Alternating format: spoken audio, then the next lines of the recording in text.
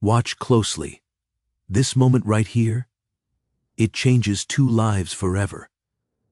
She has $8 to her name, enough for her daughter's dinner tonight.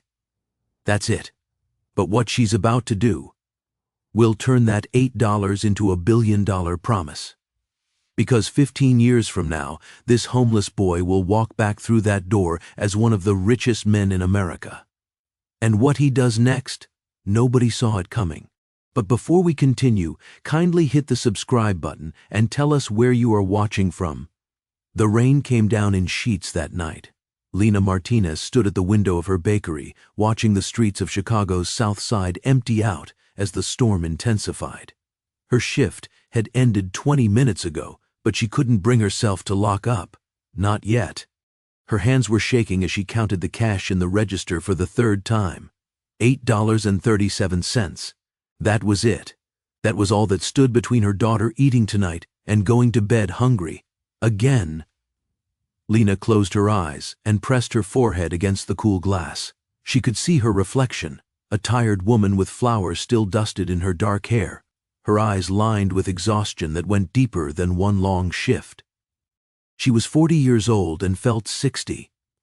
The bakery's owner, Mr. Chen, had cut her hours last week. Business was slow. Everyone was feeling the recession. He had looked genuinely sorry when he told her, "I wish I could do more, Lena. You're my best worker, but I can't pay what I don't have." She understood. She really did, but understanding didn't fill her daughter's stomach. Ava was home right now, 14 years old, probably doing homework at their tiny kitchen table under the flickering, fluorescent light that Lena kept meaning to fix but never had time for. Lena had texted her 2 hours ago, "Be home by 7. Love you." Ava had responded, "Okay, what's for dinner?" Lena hadn't answered, because she didn't know. The $8 could buy a rotisserie chicken from the grocery store down the street. Maybe some rice. That would be enough for tonight and tomorrow's breakfast. It had to be enough. Lena grabbed her purse from under the counter, ready to lock up and head home. That's when she saw him. At first, she thought it was just a pile of garbage bags someone had left near the dumpster in the alley beside her bakery. But then the pile moved. Lena squinted through the rain-streaked window. It was a person, a boy maybe, thin, soaking wet, digging through the dumpster with desperate, jerky movements. Her heart clenched. She should lock the door, go home, feed her daughter. That's what any reasonable person would do. But Lena's mother had taught her something a long time ago, back in Mexico before they had crossed the border, when Lena was just 6 years old. "Mija," her mother had said, pressing a silver cross necklace into Lena's small palm. "When you have nothing, you still have kindness. And kindness always comes back." Lena's hand went to her neck, fingers finding the chain of that same necklace. She watched the boy collapse against the brick wall, his shoulders shaking. And she made her choice. The bell above the door chimed as Lena stepped out into the rain. "Hey," she called out. "Hey, sweetheart." The boy's head snapped up. Even from 10 feet away, Lena could see the fear in his eyes, the instinctive panic of someone who had been hurt too many times. He was young, maybe 17 or 18, white kid with dark hair plastered to his skull, wearing a thin jacket that was completely soaked through. His jeans were torn at the knees, one of his shoes had a hole in it, but it was his face that broke Lena's heart. Hollow cheeks, bruises on his jaw, eyes that looked like they had seen the end of the world. "When did you last eat?" Lena asked, softer now. The boy stared at her like she was speaking a foreign language. "When?" Lena repeated. His voice cracked. "I don't remember. Come inside." Lena said, "I don't have any money." The boy replied, "Did I ask you for money?" Lena asked. The boy looked at her for a long moment, and Lena could see him trying to figure out if this was some kind of trick. She recognized that look. She had worn it herself plenty of times. "Come on," she said gentler. "You're gonna catch pneumonia out here." She turned and walked back into the bakery, leaving the door open behind her. For a moment she didn't think he had followed, but then she heard the soft squelch of wet shoes on linoleum, and the bell chimed again as the door closed. Marcus Webb stood in the warm bakery, dripping water onto the floor, and felt like he had stepped into a dream. The smell hit him first, bread and cinnamon and coffee, and his stomach twisted so violently he thought he might throw up. When had he last eaten? Thursday, Friday, today was… What day was it? The woman, small, kind-faced, with tired eyes, was already moving around behind the counter. "Sit," she said, pointing to one of the small tables near the window. Marcus sat. His legs were shaking. His hands were shaking. He had been on the streets for 93 days. 93 days since his father, Richard Webb, billionaire real estate mogul, Forbes Top 100, had kicked him out of their penthouse with nothing but the clothes on his back. "You're weak," his father had said, standing in the doorway of Marcus's childhood bedroom while 2 security guards waited in the hall. "You're soft. You cry over every little thing. You think the world owes you kindness." Marcus had been on his knees, literally begging, "Dad, please, I'm sorry, I'll be better. I'll be whatever you want. You're an embarrassment." Richard's voice had been cold, clinical. "Get out. When you've learned what it takes to be a man, maybe we'll talk." The door had closed, and Marcus had been on the streets ever since. He had tried to find work, but no one wanted to hire a 17-year-old with no ID, no address, no references. He had tried to go to friends' houses, but after the first week of asking for couches to sleep on, they had all stopped answering his calls. He had thought about calling the police, but what would he say? "My billionaire father kicked me out." They'd laugh in his face. Rich people didn't have problems like that. Rich people were supposed to be happy. He'd tried a homeless shelter, but it had been full. The man at the door had told him to try again tomorrow. Marcus had tried for 14 tomorrows, always full. So he'd learned to sleep in alleys, to dig through dumpsters, to avoid eye contact with everyone, because the moment you looked at someone, they saw you, and seeing you meant they had to decide whether to help or hurt you, and most people chose neither. They just walked past. Being invisible was safer. Until tonight. Until this woman who didn't know him, and didn't owe him anything, had invited him inside. Marcus watched her move around the small kitchen in the back. She was making soup. He could hear it simmering. He could smell it. His eyes burned with tears. "What's your name?" the woman called out. "Marcus, I'm Lena." "Thank you," Marcus whispered, but his voice was so quiet he wasn't sure she heard. 3 minutes later, Lena emerged with a tray. Soup, 2 sandwiches, thick ones, with turkey and cheese and lettuce, a bottle of water, and a mug of hot chocolate with whipped cream melting on top. She set it down in front of Marcus and then sat across from him. "Eat slowly," she said. "Your stomach's probably empty. You eat too fast, you'll just throw it up." Marcus stared at the food. "Go ahead, baby, it's okay," Lena said. Then he picked up the spoon with trembling hands. The first taste of soup hit his tongue, and he made a sound, something between a sob and a gasp. Warmth, salt, vegetables, chicken, real food. He took another spoonful, then another, and then he couldn't stop. Lena watched the boy eat like he was drowning and the food was air.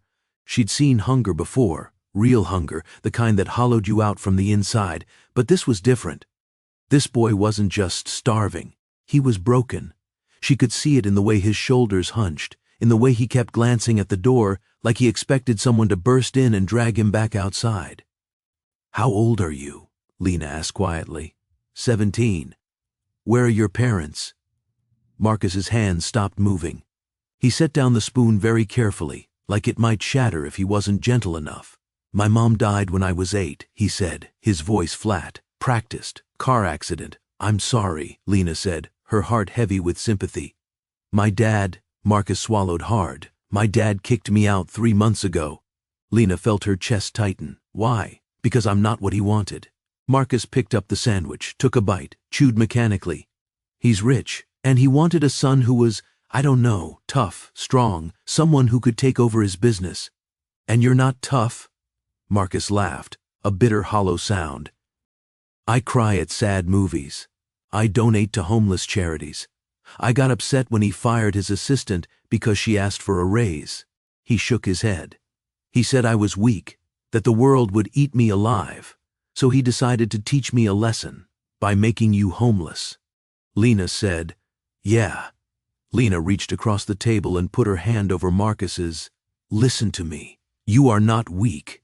You hear me? Kindness is not weakness." Marcus looked up at her, and Lena saw tears streaming down his face.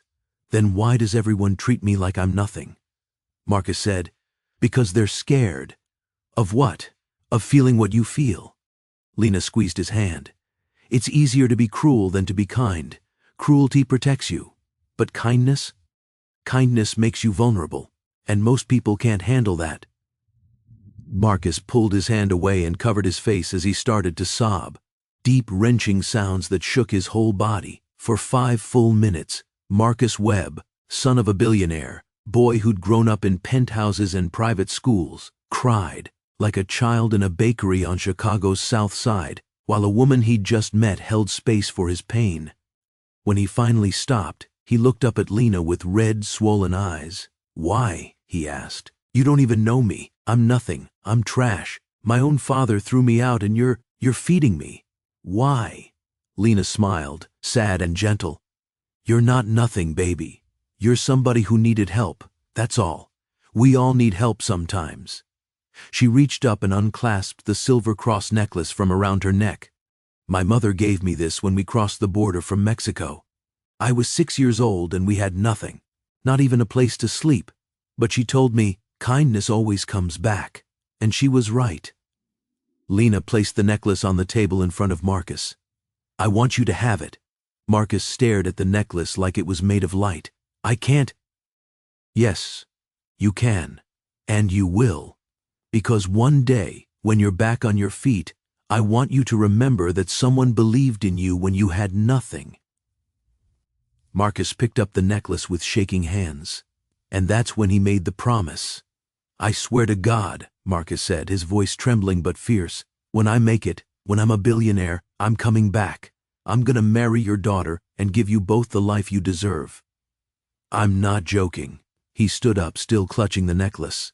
This isn't just thank you. This is a vow. You saved my life tonight, and I will spend the rest of mine paying that back. Baby, you don't owe me anything, Lena said. Yes, I do, Marcus said, his jaw set, tears still on his cheeks, but a new fire in his eyes, something hard and determined. Not because I have to. He put the necklace around his neck. I'm going to build an empire, and when I do, I'm coming back for you, I promise. Lena stood up and pulled Marcus into a hug. Then promise me something else, she whispered. Anything. Survive. Whatever it takes. Just survive. Marcus pulled back and nodded. Marcus looked around the small bakery, at the worn linoleum floors and the flickering lights and the smell of bread that would stay with him for the rest of his life. I could never forget this place, he said.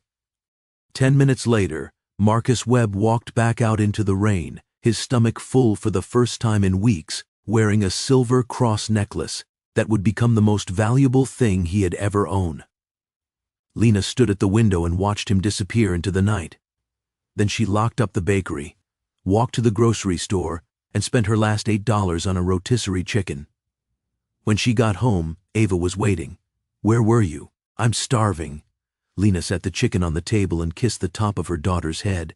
Sorry, mija. I had to help someone. You always have to help someone, Ava grumbled. But she was already tearing into the chicken. Lena sat down across from her daughter and watched her eat, and she didn't regret a single thing. Marcus slept in libraries. That was the trick he'd learned in month 4 of being homeless. Public libraries were warm, had bathrooms, and most importantly, offered free internet. The Harold Washington Library Center in downtown Chicago became his second home. Every morning, he'd wake up at 6 a.m. in whatever doorway or alley he'd claimed for the night, wash his face in a MC Donald's bathroom, and be at the library doors when they opened at 9. Then he would code. Marcus had taken 2 computer science classes in high school before his father kicked him out. He had been good at it, better than good actually. While other kids complained about Python and JavaScript, Marcus had found something that made sense. Code didn't lie. Code didn't judge. Code just was. If you wrote it correctly, it worked. If you didn't, it failed. Simple. So he taught himself more. He used Khan Academy, MIT OpenCourseWare, YouTube tutorials, forums where other programmers answered questions from newbies. At night, when the library closed, Marcus would find a 24-hour McDonald's or Starbucks, order the cheapest thing on the menu, and make it last for hours while he kept working on his laptop, a beat-up Dell he'd bought for $50 from a pawn shop. His first program was garbage, a simple calculator app that barely functioned and crashed constantly. But it was his, and every time he looked at it, he felt something he hadn't felt in months. Pride. You're here a lot. Marcus looked up from his screen. The librarian, Ms. Garcia, her name tag said, was standing beside his table with a kind smile. Yeah, Marcus said carefully. Is that okay? Of course, that's what libraries are for. She glanced at his laptop. What are you working on? Just learning to code. Any particular reason? Marcus hesitated. Then he reached up and touched the silver cross necklace under his shirt. I made a promise to someone. I need to keep it. Ms. Garcia smiled wider. Good for you. If you need anything, books, resources, whatever, just let me know. She walked away. Marcus stared after her. Another small kindness. He saved it in his chest next to Lena's, building a collection of moments that told him the world wasn't entirely cruel. By the end of year 1, Marcus had built 3 functional apps. Terrible, but functional. He completed 14 online courses in computer science, applied to 247 jobs, and faced rejection every single time.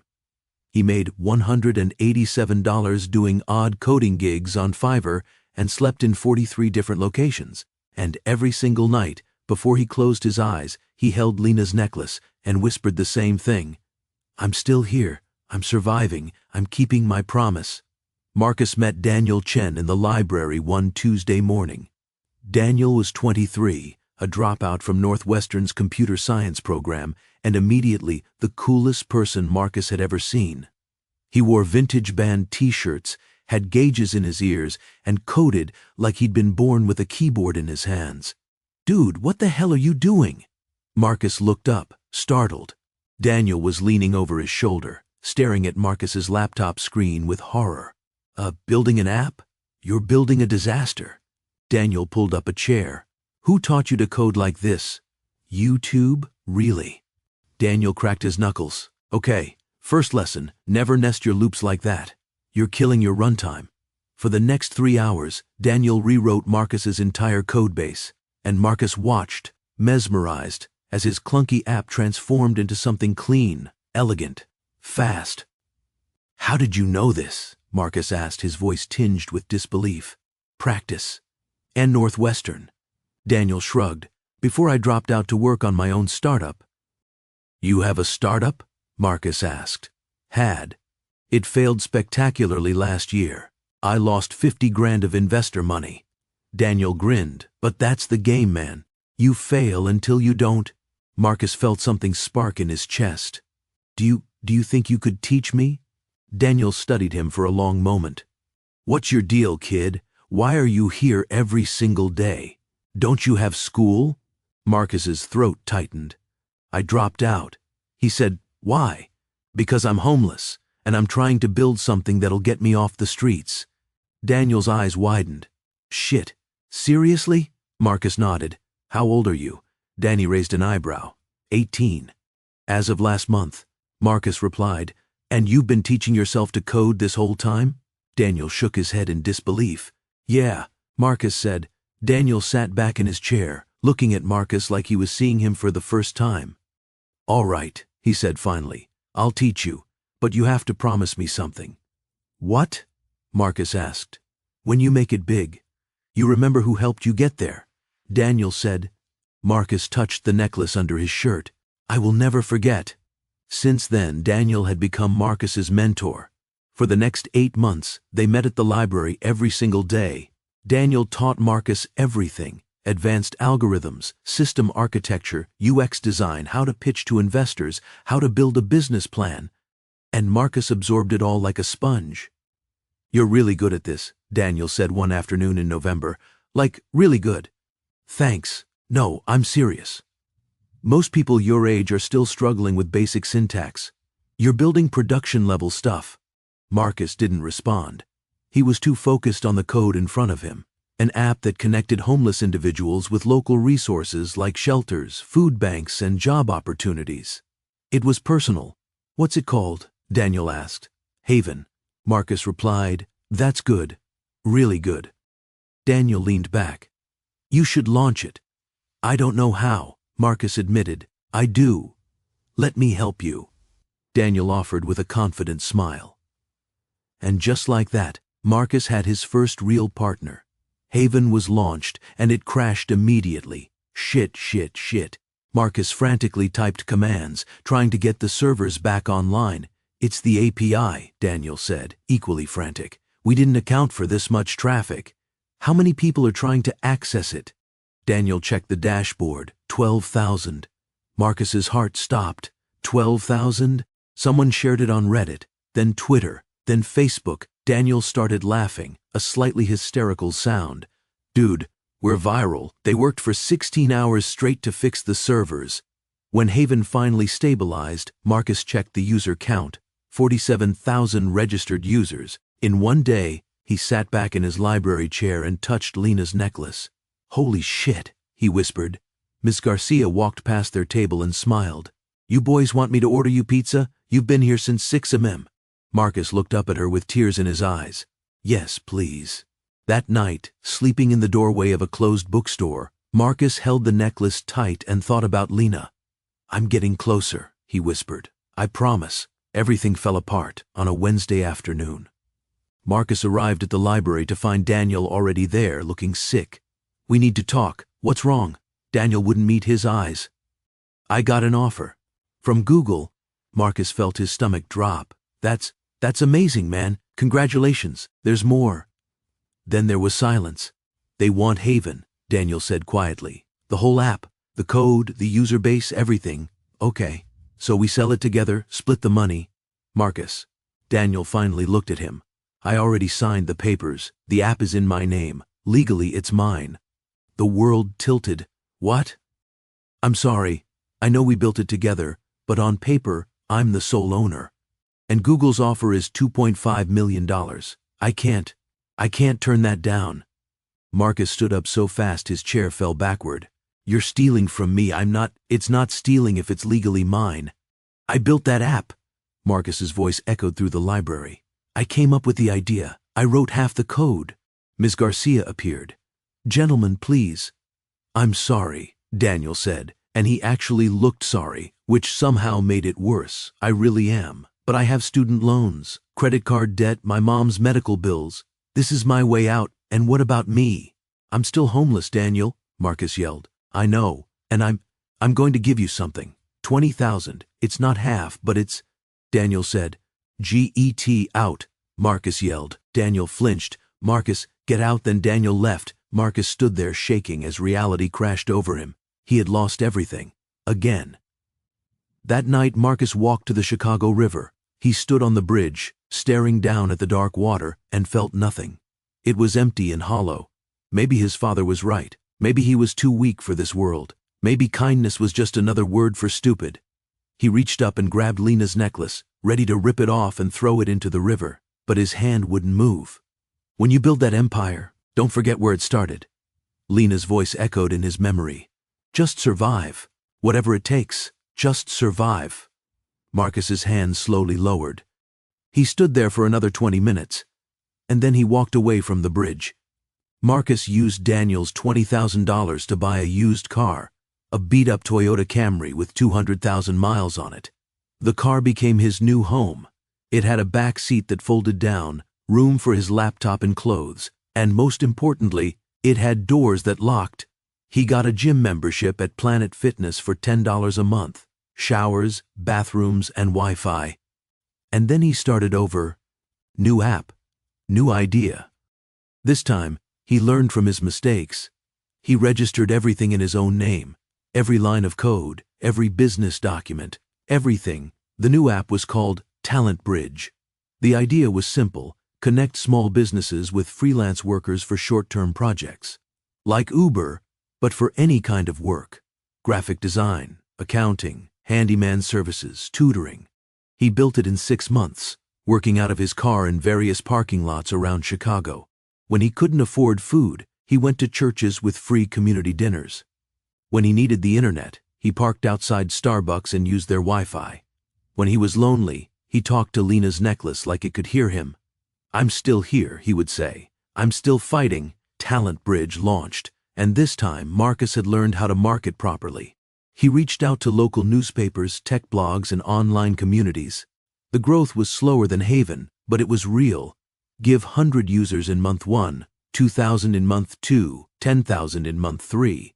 And for the first time in 6 years, Marcus made enough money to rent an apartment. The apartment was a studio in a rough neighborhood, but it had a bed, and a bathroom, and a door that locked from the inside.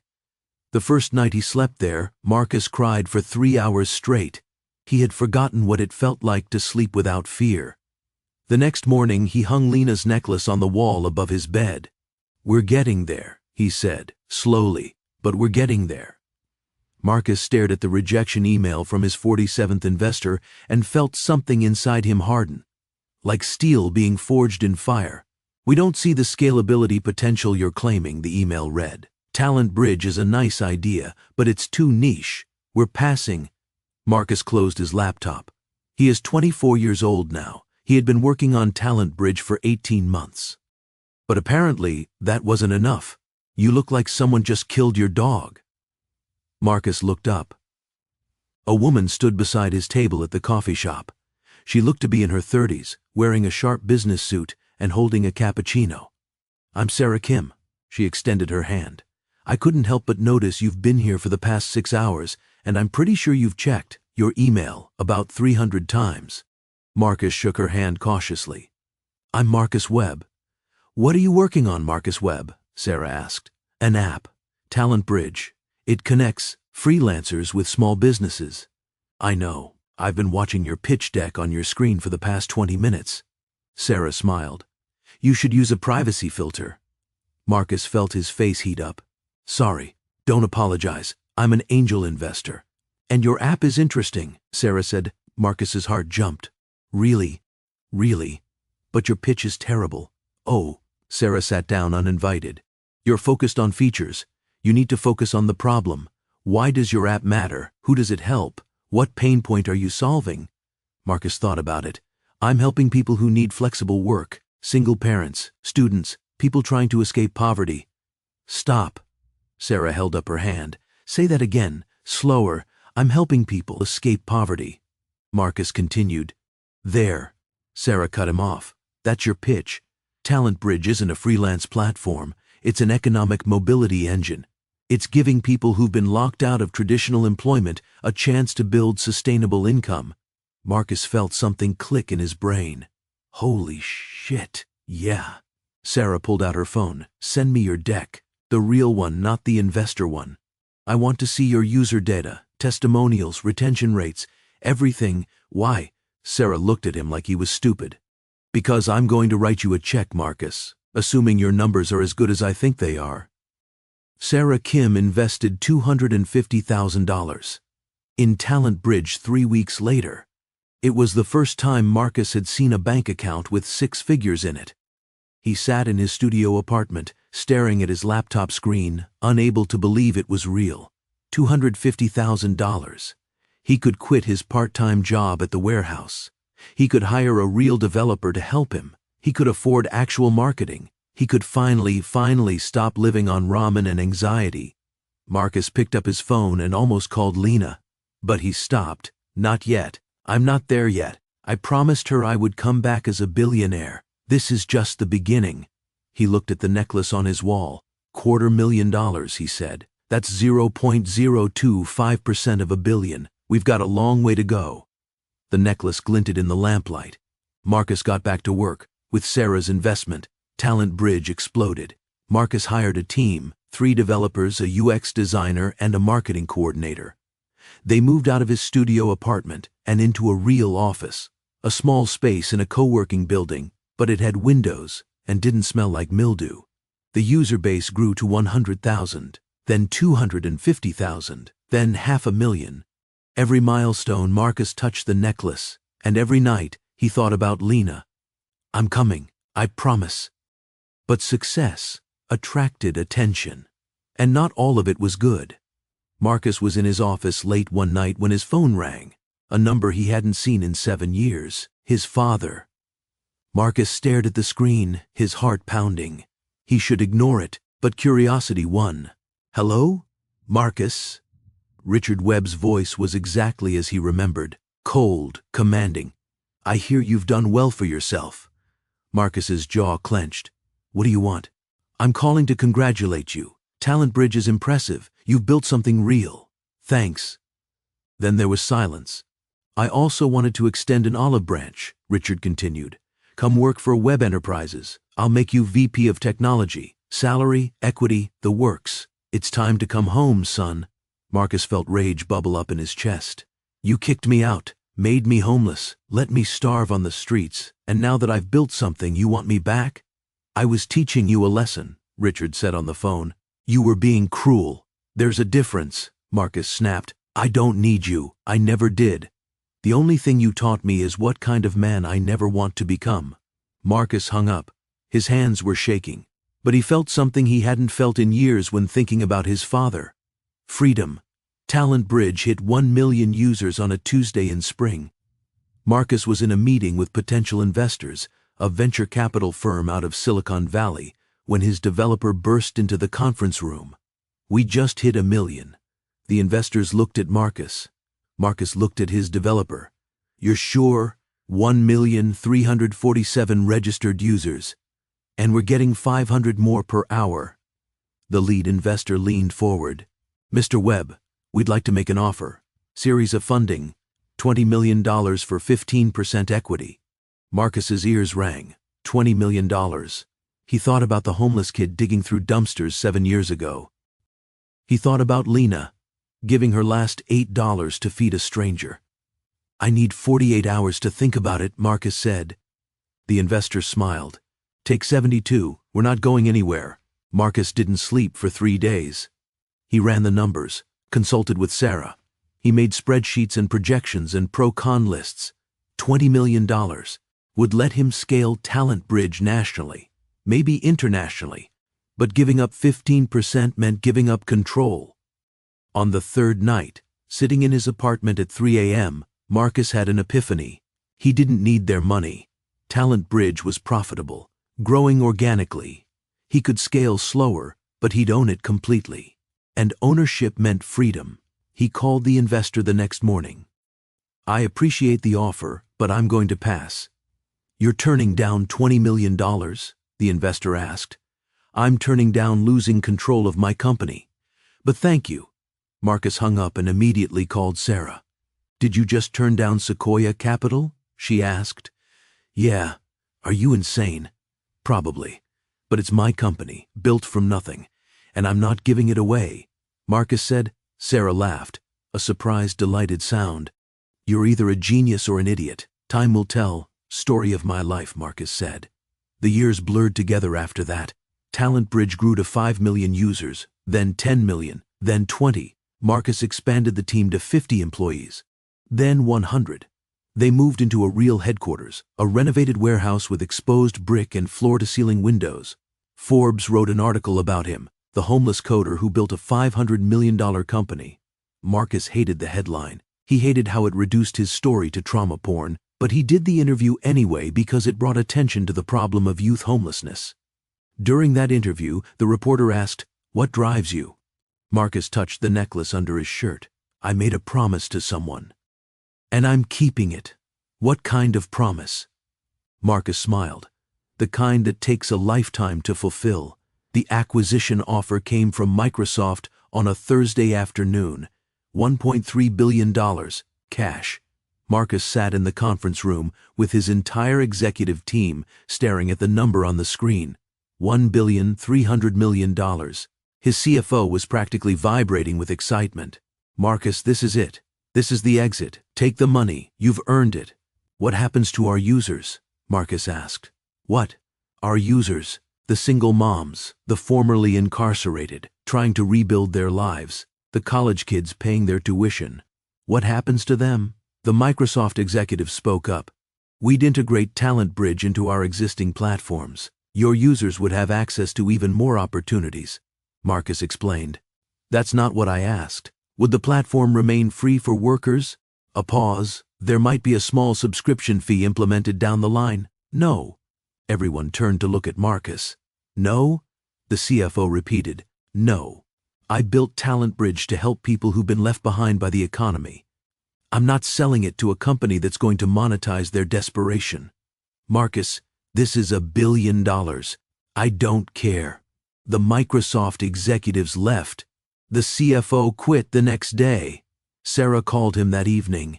You turned down Microsoft. Yeah, you're definitely insane. Probably, but I'm proud of you. Marcus felt his throat tighten. Thanks. So what's next? Marcus looked at the necklace on his office wall. He'd had it professionally framed now, hung where he could see it every day.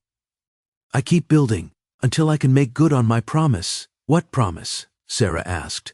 Marcus smiled. The day Marcus Webb officially became a billionaire, he was sitting in his car in a parking lot eating a burrito. His phone buzzed. Sarah had texted. Check your email, now. Marcus opened his laptop. The email was from his accountant. Following the latest funding round valuation and your majority ownership stake, your net worth is now estimated at $1.2 billion. Congratulations. Marcus read the email 3 times. Then he closed his laptop, got out of his car, and screamed, not from joy, from relief, from disbelief, from the sheer weight of finally, reaching the impossible goal he'd set for himself 11 years ago. A homeless 17-year-old had promised a poor woman he would become a billionaire, and he had done it.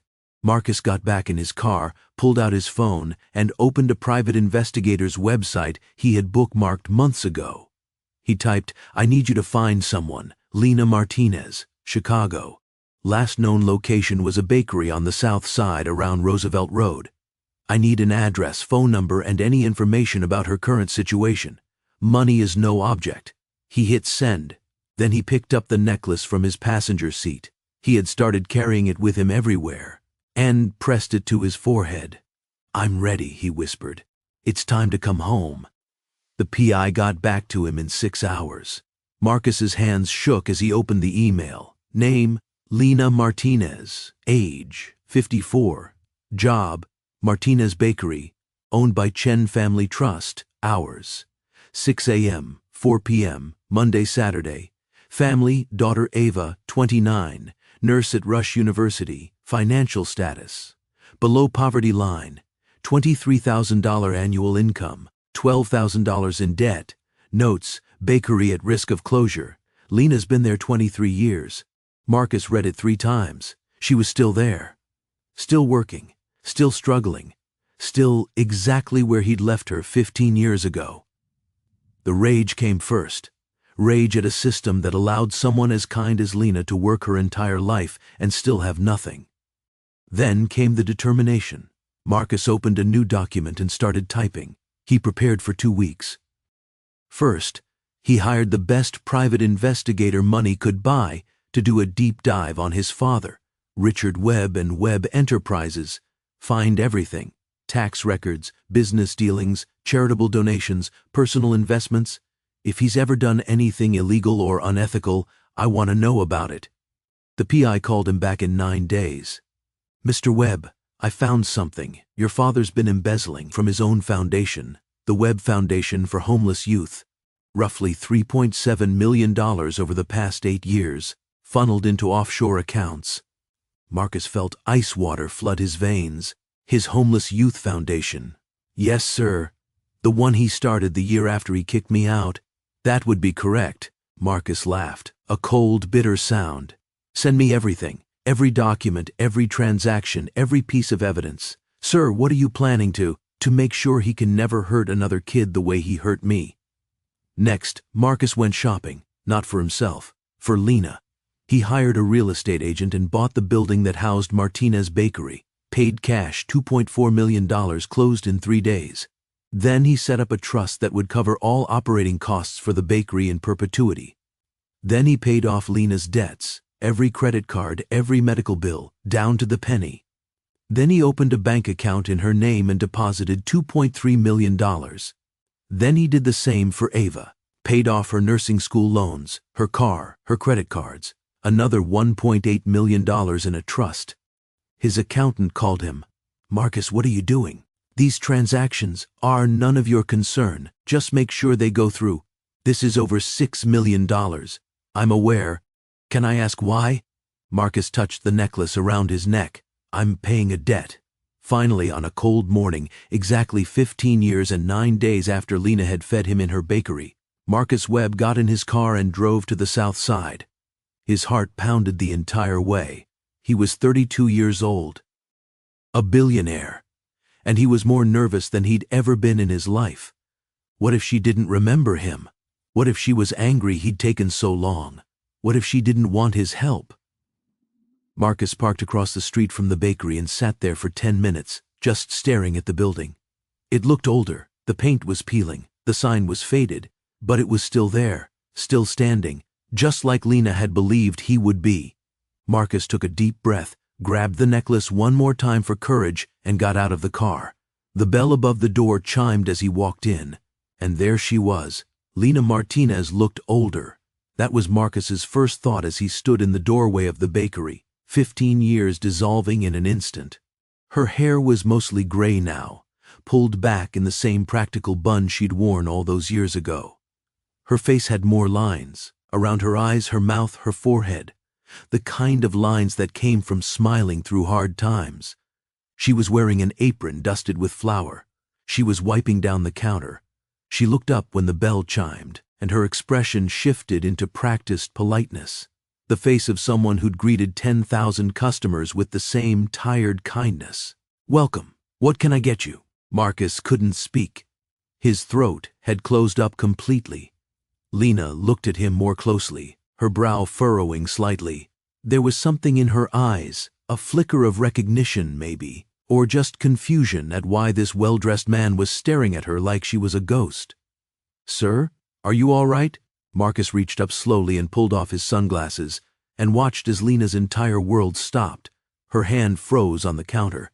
Her eyes went wide. The rag dropped from her fingers. No, she whispered. No, it can't be. Hi, Lena, Marcus said, and his voice cracked on her name. Marcus? It came out as barely a breath. Marcus? And then she was moving. Around the counter, across the floor, arms outstretched, and Marcus met her halfway. They collided in the middle of the bakery, and Lena wrapped her arms around him so tightly he couldn't breathe, and Marcus hugged her back just as fiercely, and they both started crying. Oh my God, Lena sobbed into his shoulder. Oh my God, I didn't know. I'm here. You're alive, because of you. Lena pulled back just enough to grab his face with both hands, examining him like she was checking for injuries. Look at you. You're, I made it, Marcus said. I told you I would. Lena let out a sound that was half laugh, half sob. You did. You really did. They stood there, holding each other, both crying, until the timer in the back kitchen started beeping. Lena jumped. Oh, I have bread in the, I need to, go. I'll wait. Lena wiped her eyes, still staring at him like he might disappear. Marcus stood alone in the bakery, looking around. It was exactly the same tables, the same worn linoleum floor, the same smell of bread and coffee and cinnamon. 15 years, and nothing had changed, except everything had changed. Lena emerged from the back, pulling off her oven mitts. Sit, please, I'll make you something. You don't have to. Sit. Marcus sat at the same table where he'd eaten soup 15 years ago. Lena disappeared into the back again, and Marcus heard her moving around, the clink of dishes, the sound of water running. She came back 5 minutes later with a tray, soup, a sandwich, hot chocolate with whipped cream, the exact same meal. Marcus felt his eyes burn. You remembered. Of course I remembered. Lena sat down across from him. Marcus, I've thought about you every single day for 15 years. Every single day. I wondered if you were okay, if you were alive, if you were safe. I'm sorry I didn't come back sooner. Marcus said, Don't. Lena reached across and grabbed his hand. Don't apologize. You came back. That's what matters. Marcus looked down at their joined hands, her small, calloused fingers wrapped around his. You fed a homeless kid who had given up on living, he said quietly. That meal didn't just fill my stomach, it fed my hope. It gave me a reason to keep going when I had nothing left. He reached up with his free hand and pulled out the necklace from under his shirt. Lena gasped. You kept it. I wore it every single day, through everything, every hard moment, every failure, every time I wanted to quit. I looked at this and remembered what you told me. Kindness always comes back. Lena's eyes filled with fresh tears. I didn't think you'd remember that. I built everything, so I could prove you right. Built what? Marcus smiled. Where's Ava? Where's your daughter? I want to tell you both at the same time. Lena's face fell slightly. She's at the hospital. She works double shifts most days. She put herself through nursing school, took out so many loans. The debt is, she stopped. Sorry, you don't need to hear about that. Yes, I do. Tell me everything, Marcus said, his voice full of concern. For the next hour, Lena talked. She told him about Ava's struggles to get into college, about taking out $120,000 in student loans, about working as a nurse at Rush, trying to pay down debt while also helping Lena with rent and utilities.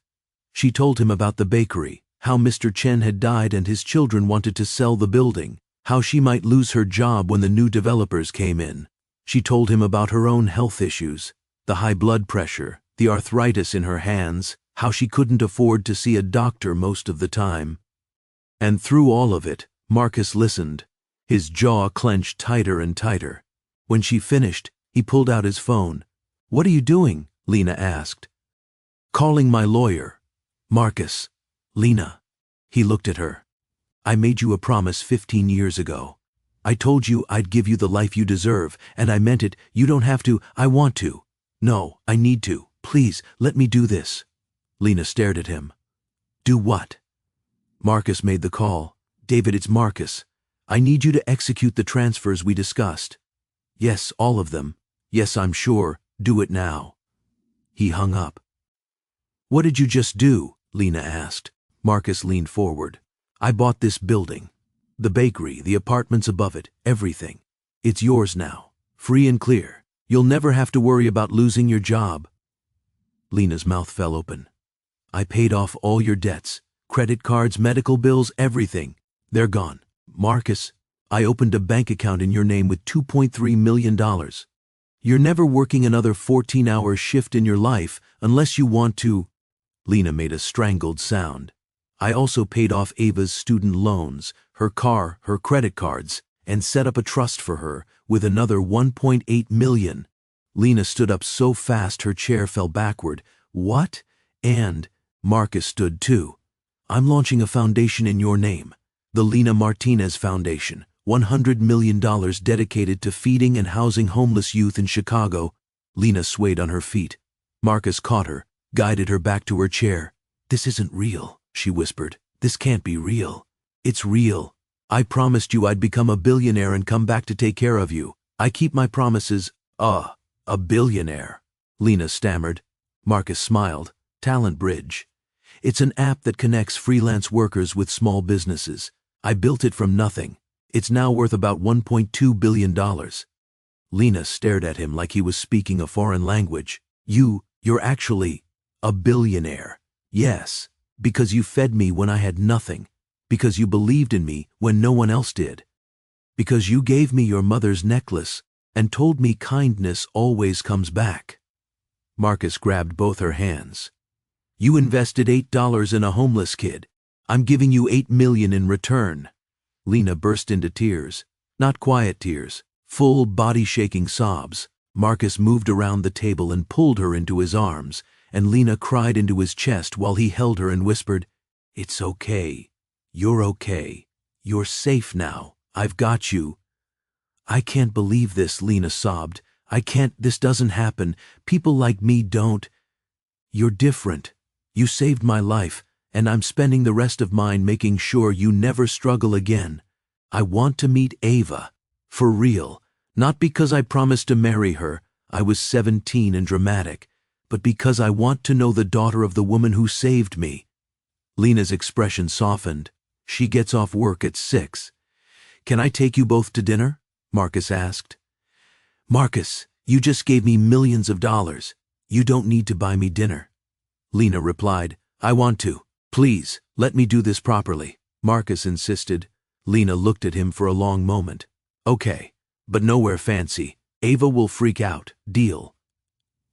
Ava Martinez walked through the doors of Rush University Medical Center at 6:17 p.m., exhausted. 12-hour shift, 4 code blues, 2 deaths, 1 miracle recovery. She was running on coffee and spite at this point. Her phone buzzed. Lena had texted her, "Can you come to the bakery before going home? It's important." Ava frowned. She texted back, "Is everything okay?" Lena texted back, "Yes, better than okay. Just come, please." Ava got on the red line, found a seat, and closed her eyes. She was 29 years old and felt 50. Nursing school had nearly killed her. Working 3 jobs to pay for it had definitely tried. And now, even with her RN salary, she was still drowning in debt. $87,000 left on her student loans, plus credit cards she'd maxed out just to survive. She sent her mom money every month. Helped with rent, utilities, groceries. They were both just treading water. Ava loved her job, loved helping people. But sometimes, late at night when she was doing the math on her bills, she wondered if she'd made the right choice. The train lurched. Ava opened her eyes and stared at her reflection in the dark window. She looked like her mother. Same dark hair, same tired eyes, same stubborn jaw, same life probably. Working until she couldn't anymore, dying with nothing to show for it, except maybe, if she was lucky, she'd helped a few people along the way. "Stop it. You're just exhausted. Go home. Sleep. Tomorrow will be better. But first, the bakery." Ava walked into the bakery at 6:43 p.m. Her mother sat with a well-dressed stranger. "Mom," she said. Lena's face lit up. "Ava, this is Marcus Webb. Have we met?" Ava asked. "No, but I've heard a lot about you," Marcus replied. "What's going on?" Ava asked. "Sit," Lena said. Ava sat. Marcus wore a silver cross necklace. 15 years ago I was homeless. Your mother fed me. She gave me this," Marcus said, touching it. "That's Abuela's wow. You kept this for 15 years? Ava breathed. "Yes," Marcus confirmed. "Why are you here?" she asked. "I promised when I became a billionaire I'd repay her kindness," he said. "Billionaire?" Ava asked. "Yes," Marcus said. "He paid off everything. My debts. Bought the bakery." $2 million, Lena said. "What?" Ava whispered. "Your student loans, car, credit cards, all gone, plus $1.8 million in a trust," Lena continued. Ava stood, the chair clattering to the floor. "This is serious," she said, her voice firm. "You don't owe us," Ava said. Marcus looked at her, his voice steady but filled with emotion. "Your mother saved my life. Everything I have I built because she showed me that kindness still exists." Ava's voice trembled as she spoke, her eyes welling up. "I don't know what to say," she whispered, overwhelmed with gratitude. They talked for 3 hours. Marcus shared his story, of the streets, coding, talent bridge, and billions. Ava spoke of hers, nursing school, patience, and the weight of debt. Through it all, Lena quietly held both their hands. After a short pause, they ended their conversation, and Marcus left. In the next 2 weeks, they saw each other 5 times. Coffee, lunch, dinner, a walk by Lake Michigan, and a movie Marcus dozed through with each date. Marcus fell deeper in love. It wasn't just her passion for her patients, or how she playfully teased him. It was the way she looked at him like he was simply Marcus, not someone defined by wealth or status. On their 6th date, they walked through Millennium Park, enjoying the sunny day. Suddenly, Ava stopped and looked at him. "I need to tell you something," she said, her voice a little shaky. "I like you, a lot, more than I thought I would, and that kind of scares me." "Why?" he asked. "Because you're leaving eventually, right? Back to Silicon Valley," she said. "I'm moving here," Marcus interrupted. "What?" she said. "To Chicago, permanently. I can run Talent Bridge from anywhere.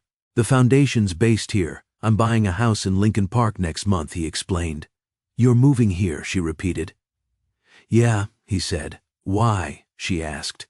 "Because the 2 most important people in my life are in this city, and I'm not leaving again," he said. Ava kissed him on the cheek, and everything felt just right. But then, one Thursday, Marcus's phone rang. It was a number he didn't recognize. "Hello?" he answered. "Is this Marcus Webb?" a voice asked. "I'm Patricia Gonzalez, Chicago Tribune. I'm calling about your father, Richard Webb," she said. Marcus's blood went cold. "What about him?" he asked. "We received documents suggesting he's been embezzling from his foundation." "Any comment?" she asked. "Someone had leaked it." "Not Marcus. Someone else." "No comment," he said. Before hanging up, 30 seconds later, his phone rang. His father. Marcus answered. "Hello, Dad," he said. "You son of a bitch," Richard hissed. "You leaked the documents." "You're trying to destroy me," Richard accused. "I didn't leak anything." "But I do have copies," Marcus said. Then there was silence. "What do you want?" Richard asked. "To meet, face to face." "Tomorrow," Marcus said. "Why?" Richard asked. "Because we have things to discuss, and I'm giving you a chance to make this right," Marcus said. "Fine, Alenia. 8 p.m. tomorrow," Richard said. "No." "My office," Marcus countered. Marcus gave him the address. 8 p.m. "Don't be late," he said, and then he hung up. The next evening at 7:45 p.m., Marcus was in his office. Ava was wearing jeans and a sweater, looking nervous. Marcus was in a suit, looking calm, but inside he wasn't.